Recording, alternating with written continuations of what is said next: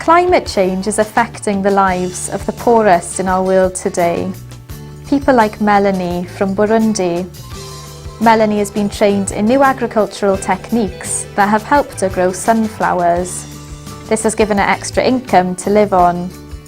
But because of climate change, farming is harder in Burundi, where 90% of the population depend on agriculture.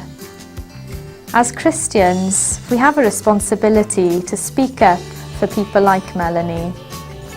In October, we will join with other organisations across Wales to call on our Members of Parliament and our Assembly members to ensure that they make a special effort to fulfil both the UK's Climate Act and Wales's Environment Act, both of which call for an 80% reduction in our carbon emissions by 2050. In order to do this, we're asking you to arrange an event in your local area and invite your MP and Assembly members to come along so that you can press on them to act. Join with us to speak up for the poorest of the world.